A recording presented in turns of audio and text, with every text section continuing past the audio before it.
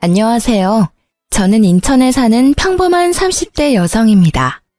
결혼해서 예쁘게 잘 사는 분들도 물론 많지만 요새는 옛날보다 이혼 가정이 더 늘어난 것 같습니다.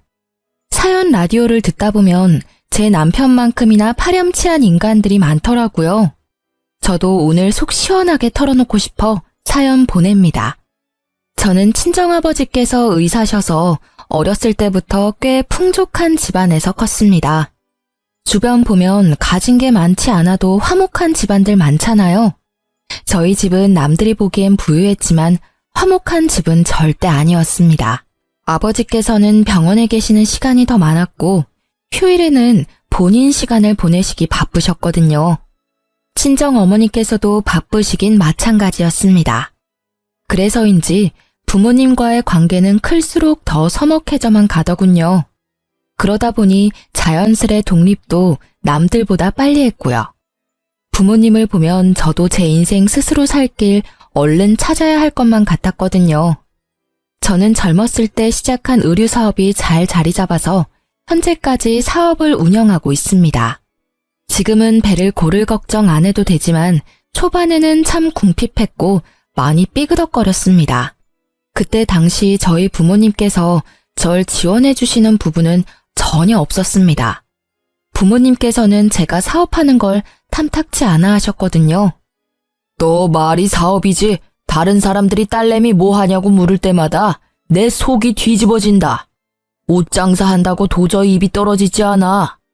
내가 너보고 나처럼 의사가 되라는 무리한 부탁했냐? 적당히 있어 보이는 직업 가지고 있다가 적당한 집안 남자랑 결혼하면 되는데 넌 왜 사서 고생을 해?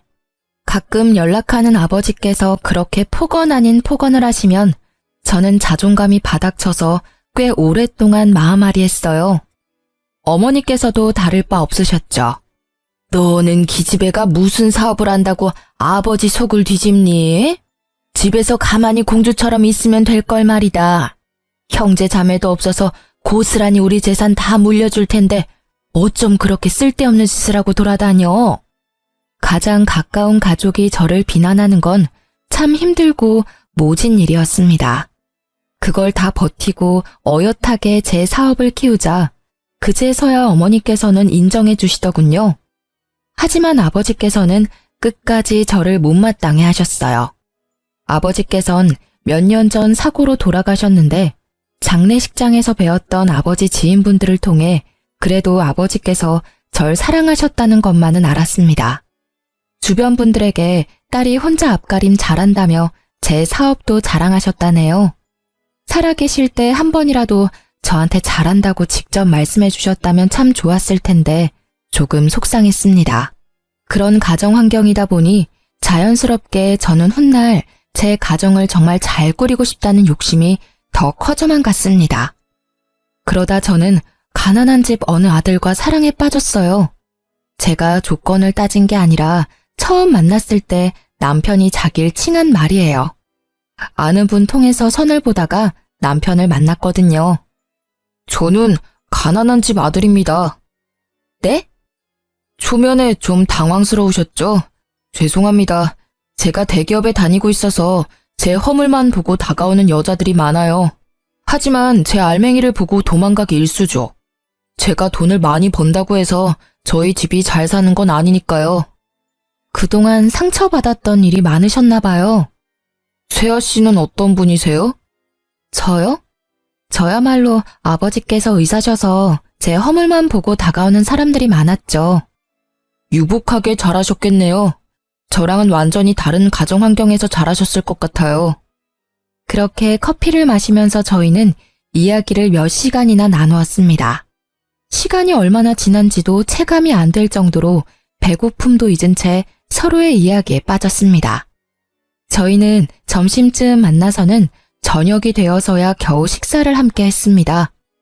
저는 무조건 가족이 1순위라서 나중에 아이를 낳는다고 하면 제일 하고 싶은 건 다 같이 야구장 가기? 주말 소풍? 등산? 소박하지만 이런 것들이 제 로망이네요.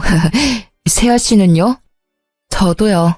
전 어렸을 때 그런 기억들이 별로 없거든요. 도시락 싸서 등산 가는 건 안 해보셨어요? 네, 다들 시간 맞추기도 어렵고 해서요. 한 지붕 아래에 사는 가족인데 시간 맞추기가 어렵다고요?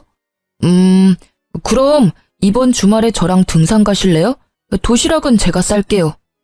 안 그러셔도 돼요. 바쁘시잖아요. 현수 씨 힘들어요. 아님 주말에 식사나 한 끼 할까요? 아니요, 전혀요. 일이 바쁘고 힘든 거죠. 세아 씨 만나는 건 오히려 저한테 힐링일 것 같은데요. 저는 그렇게 다정한 남편에게 스며들었고 결혼 후에도 남편은 한결같았습니다. 하지만 시모와 시동생과는 한 가족이 되려면 많은 노력이 필요했습니다.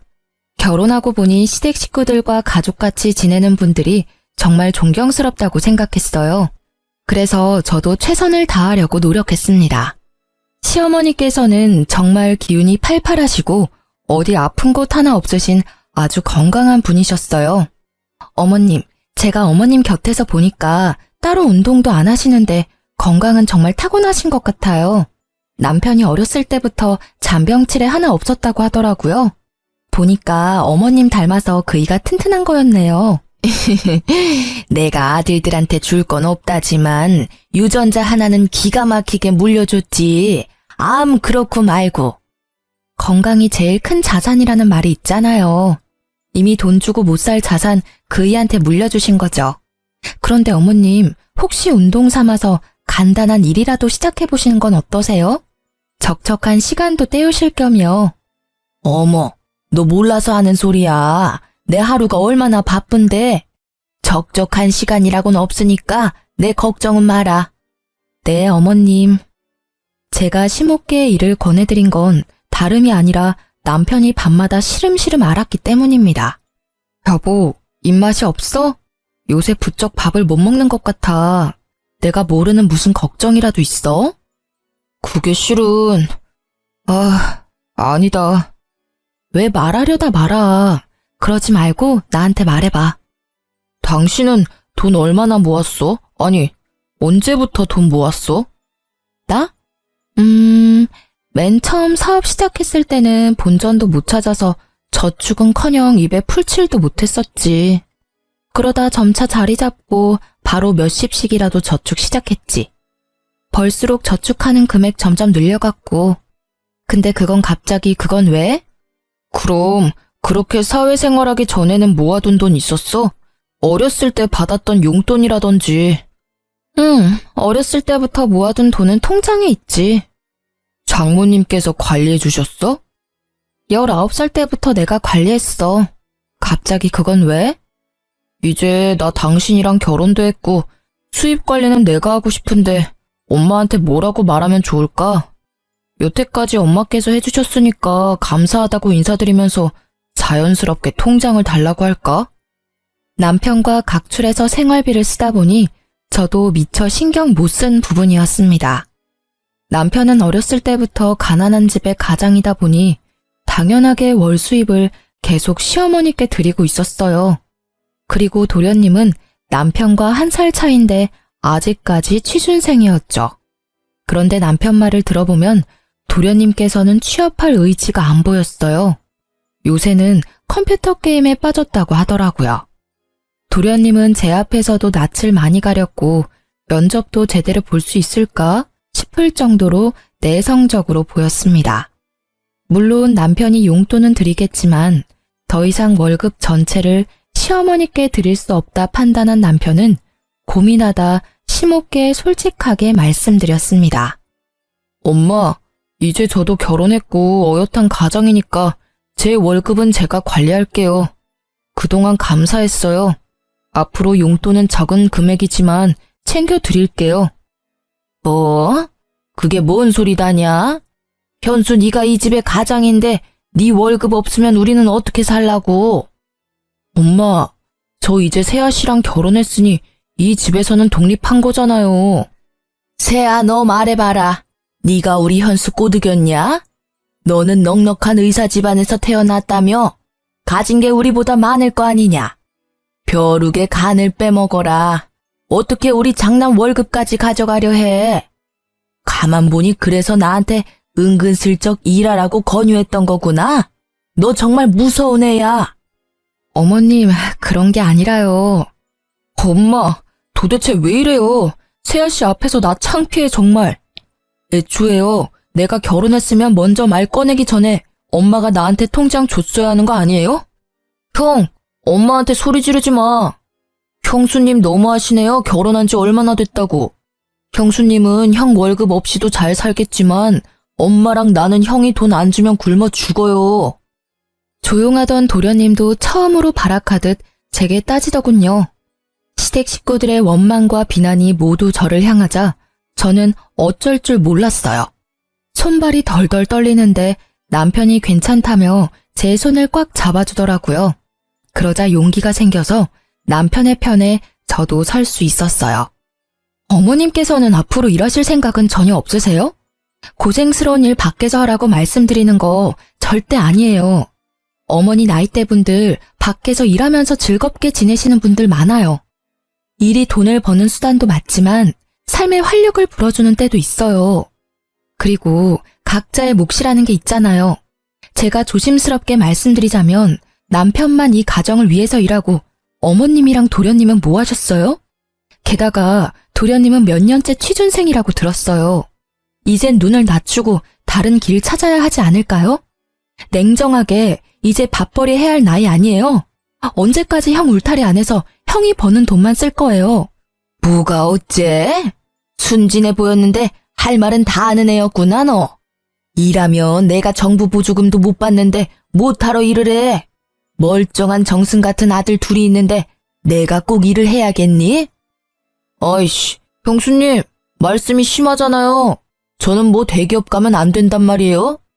나도 시간 좀만 더 있으면 형보다 더 좋은 곳에서 떵떵거리면서 일할 수 있다고요. 에이, 어머님 노후 지금부터라도 준비하셔야죠.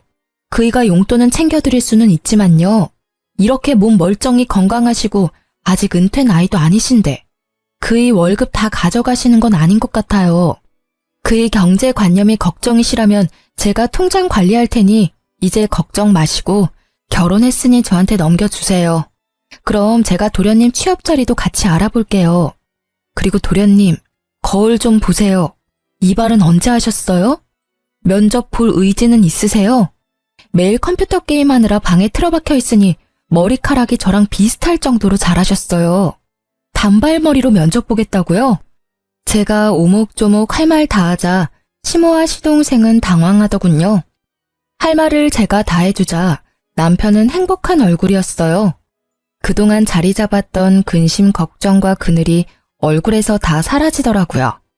그런데 그때 어머님이 하시는 말씀에 남편은 주저앉고 말았습니다. 에휴, 월급 뭐 얼마나 된다고 모아놓은 것도 없는데 뭘 통장을 달래? 저는 당연히 모아둔 돈이 없을 거라 조금이나마 예상했고 남편은 단 얼마라도 시모께서 모아주실 줄 알았나 봐요. 어머니, 저 얼마나 힘들게 일해왔어요. 저 안 해본 아르바이트가 없고요. 겨우 혼자 힘으로 대기업까지 들어갔어요. 엄마가 사람이라면 자식 새끼 정말 위하신다면 그러면 안 되는 거잖아요. 단 얼마라도 저 위에서 남겨주실 생각 없으셨어요? 저는 저 혼자 희생하는 게 당연한 건 줄 알았거든요. 그런데 다른 집들은 안 그래요. 가족이라면 다 같이 으쌰으쌰 해야 하는 거잖아. 왜 그동안 나만 이렇게 힘들게 살아온 건지 정말 억울하다고요. 현우, 너도 이 새끼야. 당장 편의점 알바라도 해봐. 네가 사람이냐? 형, 아들, 너 고생하는 건 알지, 아는데, 아휴, 갑자기 이게 다 무슨 일이람? 더 말할 것도 없어. 연예인들이 왜 부모 자식 간에 연 끊는 줄 알겠어요. 엄마 다신 나 볼 생각하지 말아요. 현우, 너도 엄마 잘 모셔라. 나 이제 이 집에 안 올 거야. 우리 찾지도 말고 원망도 하지 마. 여보, 가자. 여보. 주저앉아 괴로워하며 울던 남편은 2년 끈차고 소리치면서 제 손을 붙잡고 시댁을 뛰쳐나갔습니다. 그렇게 시모와 시동생에게 속마음을 내뱉은 남편은 그러고서도 엄청 괴로워하더군요. 난 정말 어떻게 해야 할지 모르겠어. 정말 모르겠다고. 엄마랑 동생이랑 이렇게 틀어지고 싶지는 않았어. 근데 내가 또 다가가면 예전으로 돌아가는 거잖아. 내 인생을 포기해야 내 가족들 곁에 있을 수 있다는 게 너무 힘들어. 정말 모르겠다고 오열하는 남편을 위로해주면서 저는 남편 혼자만의 문제가 아니라고 생각했습니다. 이제 저도 가족이 됐으니까요. 여보, 평생 어머님이랑 도련님 안 볼 자신 있어? 없지? 안 되겠다. 내가 이 문제는 내가 해결해 볼게. 어떻게 될지는 모르겠지만 말이야. 어떻게 하려고 여보? 나아질지 안 나아질지 아직 안 해봤으니까 노력이라도 해봐야지. 당신 이렇게 울고 후회하는 모습 보니까 내가 마음 아파서 안 되겠어. 그리고 그나마 다행이었던 건요. 남편이 혹시 몰라 심호께의 연봉을 속이고 월급 전체를 심호께 드린 건 아니었더군요. 조금씩 몰래 모아둔 재산이 있었습니다. 그것마저 없었으면 그때 남편은 완전히 무너졌을 것 같아요. 시어머님은 매일같이 제게 잘못했다며 남편 좀 어떻게 해보라고 연락이 왔습니다. 얘야, 내가 그날 소리 지르고 막말해서 정말 미안하다. 근데 나로서는 참 당황스러운 일이었어. 믿었던 장남이 갑자기 돌변하니까. 어머님, 그이가 어머님만 믿고 그동안 평생 월급 맡겼는데 단 한 푼도 안 남았다 하니 얼마나 상실감이 크겠어요. 하지만 어머님도 어디 다른 곳에 쓴 게 아니라 다 살림하는 데 쓰셨겠죠. 하지만 이제는 너무 장남한테만 의지하시면 안 돼요. 저희도 이제 자식 낳고 가정 꾸리고 살아야 하니까. 어머님께서도 하실 수 있는 일 찾아서 하셔야 해요. 지금도 일하실 생각은 조금도 없으세요? 제 말에 시모는 머뭇거리며 말했습니다. 뭐, 내가 할 줄 아는 건 살림뿐인데 밖에서 뭔 일을 하겠니? 어머님, 저 믿으세요? 뭐? 안 믿으시더라도 지금부터 저 믿고 저만 따라와 주시겠어요? 그럼 그이 맘도 돌릴 수 있을 것 같은데요. 시모는 알겠다고 마지못해 끄덕이셨고 저는 시모와 도련님이 직업훈련을 받을 수 있도록 열심히 알아봤습니다. 정부에서 하는 사업에 시모와 시동생이 해당하는 건 모조리 신청해줬습니다. 어머님께서는 요리학원을 다니셨고 도련님은 컴퓨터 학원을 다녔습니다. 그리고 어머님께서 자격증을 준비하시는 동안 저는 제가 엄마께 받은 건물 1층에 작은 식당을 열 준비를 하고 있었습니다. 남들은 호구 같다고 가난한 집안에 다 퍼주고 있다고 욕할지 몰라도 제가 월세 조금 적게 받고 돈 욕심 부리지 않으면 모두가 화목해지는 일이었으니까 조금의 희생은 하고 싶었어요. 가족이니까요. 대신 제 건물인 건 남편에게도 말 안 했습니다. 어머님, 그동안 고생 많으셨어요. 저는 어머님께서 잘 해내실 줄 알았어요. 고맙다. 네 덕에 내가 사람 구실은 하게 됐구나. 그런데 말이다. 자격증은 땄어도 식당에서 일하는 건 좀 무서워. 누구 밑에서 이 나이에 갑자기 일한다는 게 용기가 참 나지 않아. 어머님, 걱정하지 마세요. 오늘 저랑 갈 곳 있다고 말씀드렸죠? 짜잔! 여기는 뭐 파는 곳이냐? 아직 문 안 연 것 같은데? 어머님이 하시고 싶은 걸로 하세요. 여기 어머님 가게예요. 제가 이 가게 사드릴 수는 없어도 월세로 얻어드릴 수는 있거든요. 좋은 주인 덕분에 보증금 많이 올리고 월세는 10만 원대예요. 어머님 10만 원은 감당하실 수 있으시죠? 앞으로 여기서 새 출발하시는 거예요. 제가 옆에서 많이 응원할게요. 아이고, 이게 다 무슨 일이야? 꿈이야 생시야? 정말 여기가 내 가게야? 조그맣지만 있을 건 다 있네. 정말 고맙다 새애기야. 아, 복덩이가 우리 집안에 굴러왔어. 어떻게 이런 생각을 했니? 저를 부둥켜 안고 눈물을 훔치는 시모를 보고 저는 그제서야 안심이 됐어요. 어머님, 그리고 남편이 앞으로 용돈은 못 드려요. 그것 대신 제가 어머님 새 출발 도와드리는 거예요. 아셨죠? 그럼 앞으로 너네 지원 일절 필요 없다. 오히려 내가 벌어서 너네 용돈 줘야지. 내가 받은 게 있는데. 그렇게나마 남편의 월급을 지킨 저는 시동생을 만나 중소기업 면접 보는 걸 도와줬습니다. 역시나 도와주니까 시동생은 금방 나쁘지 않은 곳에 취업 성공하더군요. 대기업만한 회사는 아니니깐요. 시동생은 한 번에 회사에 합격하자 얼떨떨해 하더라고요. 형수님, 저 정말 합격할 줄은 몰랐어요. 그동안 자격지심 부려서 죄송해요. 형처럼 대기업은 아니지만 형수님 덕분에 저도 앞으로 사람 구실하면서 살겠네요. 감사합니다. 도련님 마음 먹고 하시면 뭐든 잘 해내실 거라 생각했어요. 취업 진심으로 축하드려요. 자리 잡으면 그이한테 한번 연락 먼저 해주세요. 그때 그렇게 시댁에서 나오고 혼자 얼마나 괴로워하는지 몰라요. 도련님 취업한 거 알면 남편도 엄청 기뻐할 거예요. 형수님, 저희 집 은인이세요. 진짜 감사합니다. 솔직히 인연 끊는 게 형수님한테는 더 좋은 일이었잖아요. 그런데 외면하지 않고 저희 가족 관계 회복도 도와주고 일자리도 찾아줘서 정말 고맙습니다. 도련님, 저한테 더 좋은 일은 가족들 다 같이 행복하게, 화목하게 지내는 일이에요. 시동생은 진심으로 제게 고마워했습니다. 그리고 시모와 시동생 마음 잡고 일하는 걸 보고 남편은 깜짝 놀라더군요. 자연스럽게 남편은 시댁 식구들과 화해에 성공했습니다. 여보, 어쩜 그렇게 예뻐? 어떻게 그런 생각을 했어?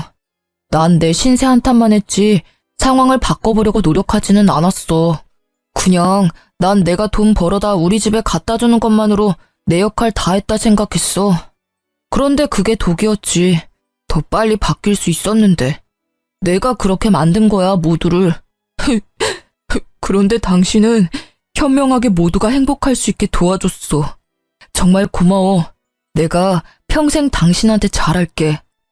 남편이 기쁨의 눈물을 흘리자 저도 눈물이 왈칵 쏟아졌습니다. 부둥켜 안고 얼마나 울었는지 모르겠습니다.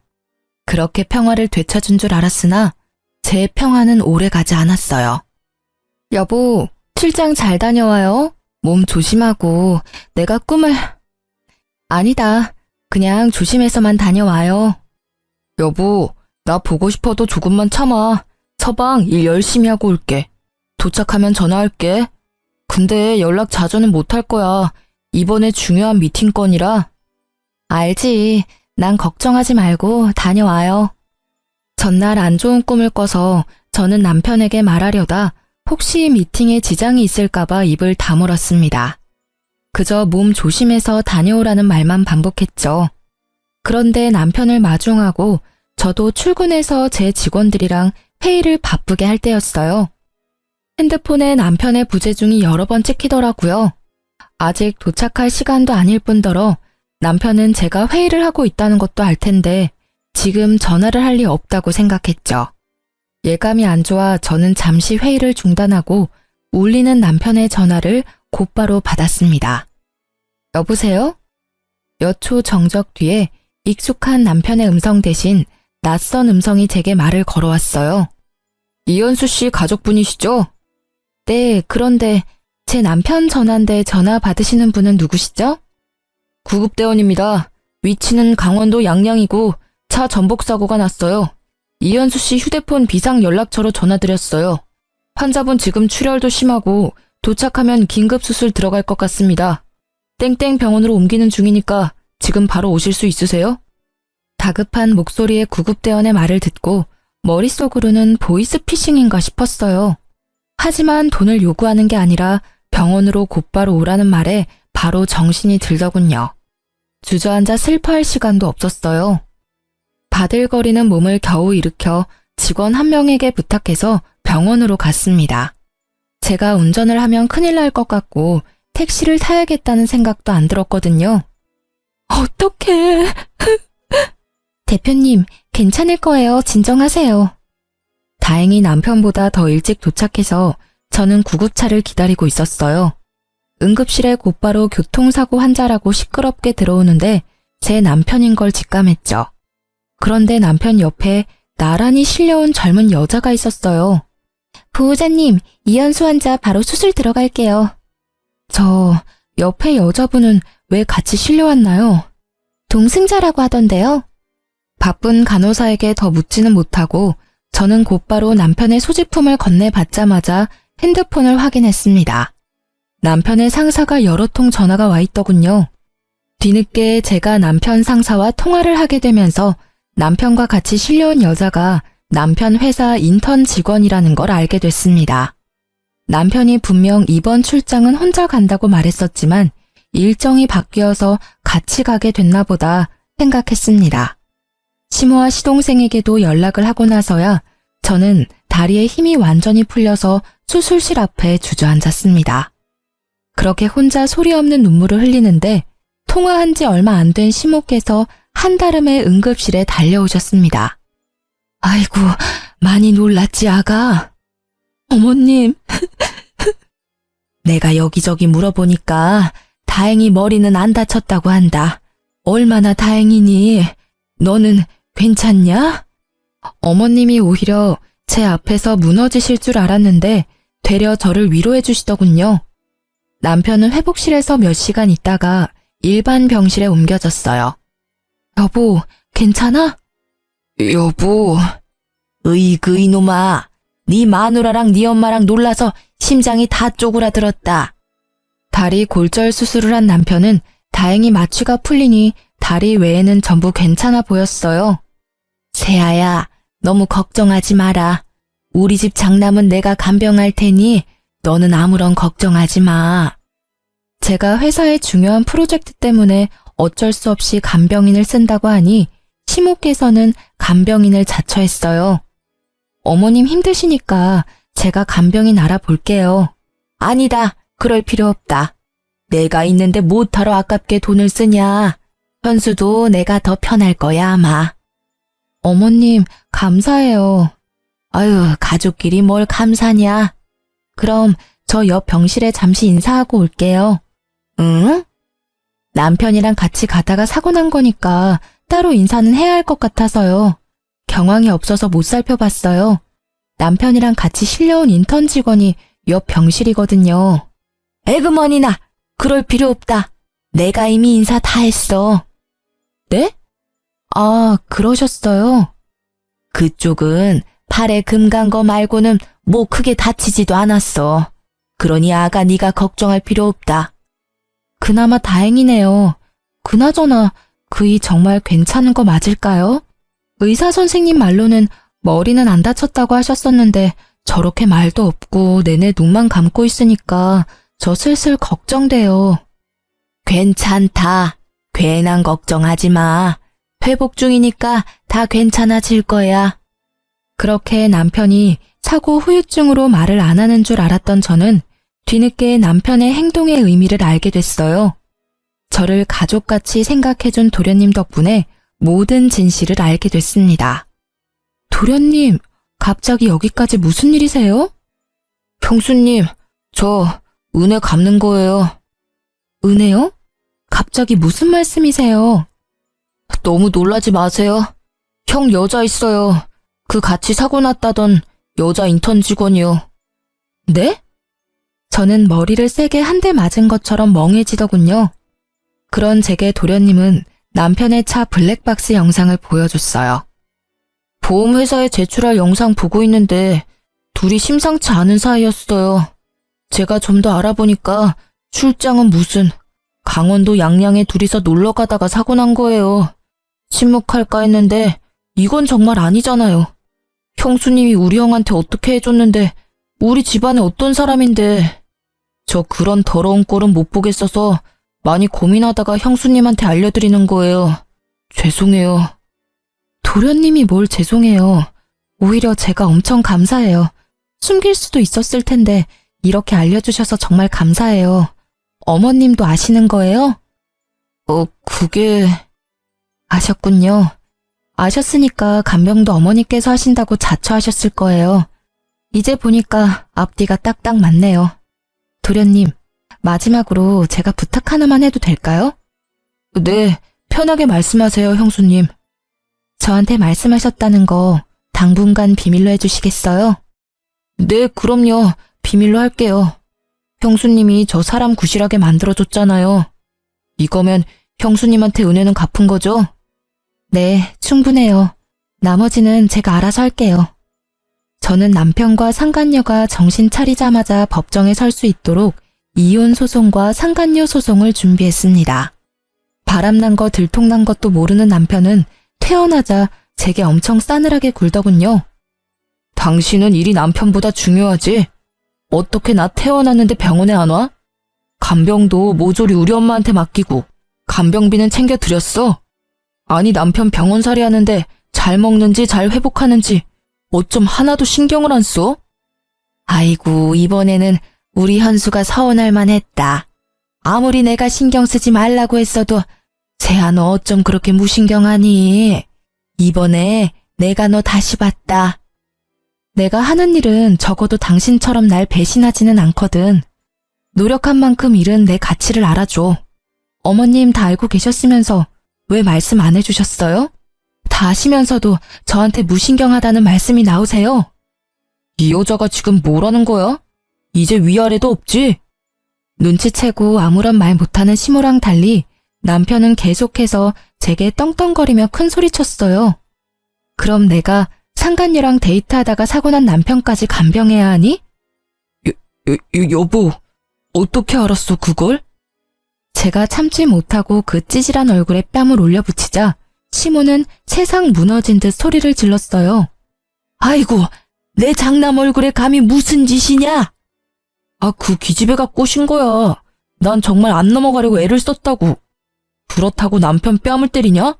아이, 존심상하게. 누가 내 남편이야? 시모께서는 제가 남편 뺨 때렸다고 곧바로 남편 편을 들었어요. 남자가 그럴 수도 있지. 어디 귀한 서방 뺨을 그렇게 사정없이 내려치냐? 네가 그냥 눈 딱 감고 한번 봐줘라. 네가 안 봐주면 어떻게 되겠니? 네 남편 젊은 그 애기랑 재혼하는 거지 뭐. 어머님, 그게 저한테 하실 말씀이세요 지금? 저만 가족처럼 생각했죠? 결국 저는 남이었는데 제가 너무 이 집에 헌신했네요. 그러자 가만 지켜보던 시동생이 나서서 제 편을 들어주더군요. 엄마, 진짜 그게 뭔 개떡같은 소리야. 형수님이 우리한테 그렇게 잘해주셨는데 어떻게 지금 형 편을 들어? 형, 너 간도 크다. 사고 친 게 차라리 돈 문제면 몰라. 여자 문제? 으이구, 난 인간이라도 됐지. 형은 분리수거도 못해. 자기 복 자기가 발로 찬 거야. 넌 끼어들지 마. 겨우 사람 구실하게 만들어줬더니. 형이 그렇게 만들어줬냐? 형수님이 다 도와주신 거잖아. 야, 설마 네가 말했냐? 당연하지. 그럼 보고 못 본 척 말아? 어떻게 사람이 그래? 이 자식이 근데. 두 형제가 멱살을 잡고 서로에게 달려들자 시모는 제 탓을 하기 시작했어요. 아이고, 왜 너네가 싸우고 난리야? 이렇게 형제가 이간질하니까 세아야, 네 속이 편하니? 독하다 독해. 나 같으면 모르는 척한다. 겨우 이룬 이 가정 어떻게든 지켜도 모자를 망정. 너 그것밖에 안 되는 애였니? 어디 어린 시동생 꼬드겨서 이 사단을 만들어? 이 지독한 것. 이 사단을 만든 건 어머님 장남이죠. 어머님 원하시는 대로 저 인간한테 그 상간녀랑 재혼하라 하세요. 새로 들이는 젊은 며느리한테나 바라세요. 전 여기까지니까요. 야, 너 위자료 잘 준비해. 이혼 소송 접수했으니까. 그리고 그 인턴한테도 얌전히 상간녀 소송 기다리라 전해. 그리고 어머님께서는 내일부터 가게 안 나오셔도 돼요. 뭐? 가게? 네가 뭔데 나오라 말아야 내 가게인데.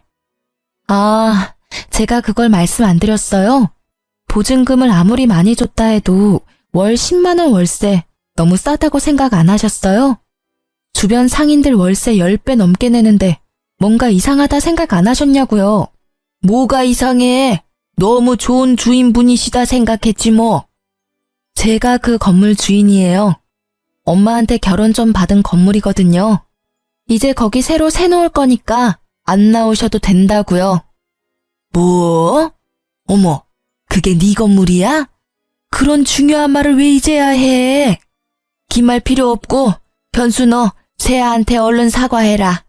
건물주 며느리랑 대기업 인턴 나부랭이 며느리 중에 당연히 건물주 며느리지. 아까 못 들으셨어요? 저 이 사람이랑 이혼할 거라고요. 아이고, 나 그 가게 정들어서 못 떠난다. 착한 네가 좀 모르는 척하고 넘어가주면 안 돼?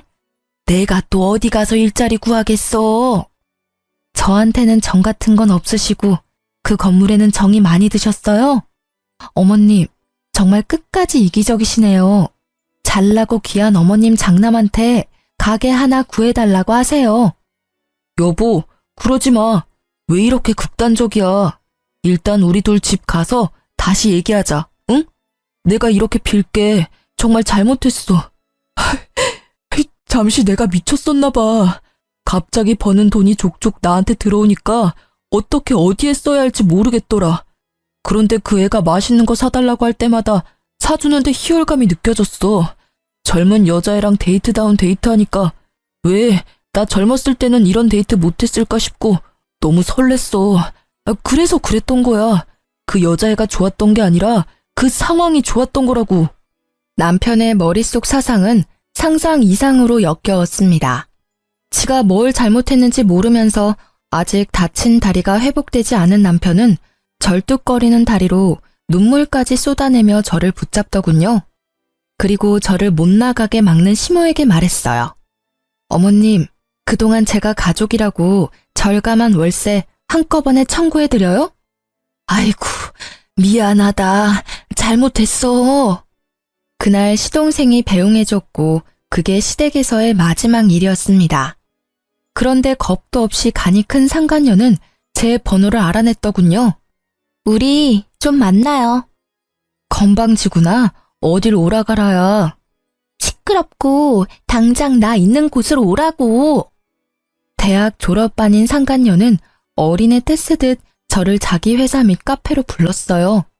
제가 그곳에서 만나자 한 게 아니라 상간녀가 꼭 거기서 만나야 한다고 했죠. 간땡이가 큰 건지 눈치가 없는 건지 이해가 안 됐지만 저는 오히려 잘된 일이라 찾아갔어요. 제발 이혼 소송 중인 남편과 마주치길 바랬습니다. 너 무슨 생각으로 날 여기로 부른 거니? 내가 너 하는 꼴이 너무 웃겨서 와봤어. 여기 회사에 날 부른다고? 너 진짜 어리긴 어리구나. 눈이 있음 보라고요. 눈 제대로 달렸으면 현실을 직시하라고요. 나랑 그 사람이랑 어울리는지 당신이랑 그 사람이랑 어울리는지 잘 봐봐요. 그 사람 옆은 내가 더 잘 어울려요. 어디 상간녀 주제에 말이 많아. 야, 너 인턴이라며. 정직원도 아니면서 무슨 부심이야? 너 니네 부서 사람들은 알아? 너랑 내 남편이랑 바람난 거? 회사에서는 알까? 모르겠지. 알면 네가 계속 여기 있을 리가 없어. 내가 가서 고발이라도 할까? 저는 저를 도발하는 상간녀에게 일부러 큰 목소리로 말했습니다. 카페에 앉아있는 남편의 회사 동료들이 들을 수 있게요. 주변에는 익숙한 얼굴에 남편 동료들도 얼핏 보였거든요. 상간녀는 본인이 저를 거기까지 불러놓고 새빨개진 얼굴로 울먹이더군요. 지금 뭐 하는 거예요? 당장 앉아요. 여기서 소란 피우지 말라고요. 아니, 넌 날 여기까지 불러놓고 이런 상황은 생각도 안 해봤니? 당신 부끄럽지도 않아요? 부끄러워해야 하는 건 너지. 남의 남편 빼앗고 상간녀 소송 당한 거 부끄럽지도 않아? 소송 취하해달라고 빌지는 못할 망정 어디서 개수작이야? 저는 그 말을 끝으로 커피잔을 들어 상간녀 머리로 기울였습니다. 자기야, 이 여자 좀 말려봐. 그 광경을 목격하고 몰래 목발 짚으며 빠져나가려는 남편을 기어코 붙잡는 상간녀였죠. 사람들은 웅성거렸고 저는 유유히 그곳을 빠져나왔습니다. 남편의 일그러진 얼굴은 평생 잊지 못할 것 같아요. 그 얼굴에는 후회와 창피함, 좌절이 모두 섞여 있었답니다. 상간녀는 관심종자처럼 끝까지 카페에서 어린애처럼 울더군요. 그게 영원히 자기를 따라다닐 흑역사가 될지 몰랐나 봐요. 그 후에 시동생이 말해주기를 전 남편과 상간녀는 회사 내에 불륜 소문이 파다하게 났다고 합니다. 사내뿐만 아니라 밖으로도 소문이 나돌기 시작하자 풍기문란죄로 전 남편은 인사조치 당하고 연봉이 삭감됐다고 하네요. 상간녀는 당연히 인턴에 잘렸다고 하고요. 그런데 웃긴 게 그 난리를 피웠는데도 상간녀와 전 남편은 시댁의 살림을 합쳤다고 합니다. 시동생은 일부러 남편이 보지 않을 때 상간녀한테 돈 빌려달라고 괴롭혔다고 하네요. 본인 말로는 양아치 건달 도련님 컨셉을 했다고 하네요. 시모 또한 엄청나게 하녀 취급을 했다고 합니다. 시동생에게 들은 내용대로 잠깐 들려드리자면, 형수. 네? 돈 좀 있어요? 돈이요? 아이씨, 전에 있던 형수는 돈 잘 벌어서 용돈도 주고 그랬는데 형수는 뭐 줄 거 없어요? 어리기만 했지 뭐 볼 게 어디 있다고. 우리 형 보는 눈도 없지. 어디서 이런 형수를 데리고 왔대? 그렇게 모욕감을 주면 상간녀는 남편에게 쪼르르 일렀다고 합니다. 그럼 돌아오는 남편의 말은, 야, 현명하게 대처 못해? 우리 집사람이었으면 말이야. 뭐? 집사람이 난데 누굴 말하는 거야? 너 말고 새야 말이야. 당신 자꾸 그 여자 얘기를 내 앞에서 왜 아무렇지 않게 내뱉어? 그렇게 상간녀와 전 남편은 싸우기 일쑤였다고 합니다. 시모는 가정을 깨지게 한 상간녀가 너무 괘씸하다며 엄청나게 시집살이 시켰다고 해요. 그렇게 영원할 것 같았던 상간녀와 깨지고 전 남편은 3달도 안 돼서 혼자가 됐다고 합니다. 전 남편은 곁에 아무도 없으니 법원에서 절 만나자 제게 아련한 눈빛을 보내며 다시 잘해보자 하더군요. 엄마도 너 보고 싶으시대. 나도 너 보고 싶었고. 헛소리 하지 마. 너 양심이 있냐? 너네 모자 진짜 지긋지긋하다. 내가 너 얼굴에 침이라도 뱉고 싶은데 참는다. 벌써 속으로는 가래침 수십 번 뱉었어. 뱉고 싶으면 뱉어. 나 그것까지 충분히 감당 가능해. 여보, 난 너 없으면 정말 안 되나 봐. 우리 좋았었잖아, 응? 아니 근데 너 왜 아직도 목발을 들고 다니니? 여보. 오열을 하며 전 남편이 털어놓는 진실에 저는 맘 편히 웃지도 못하겠더군요. 전 남편 교통사고 후유증 때문에 평생 한쪽 다리 재구실 못한다고 합니다. 천벌받았다 생각했어요. 혹시 자기가 다리를 절어서 외면하냐는 전 남편 말에 다리를 절지 않았어도 너는 내게 평생 아웃이라고 마지막 따끔하게 마무리했습니다.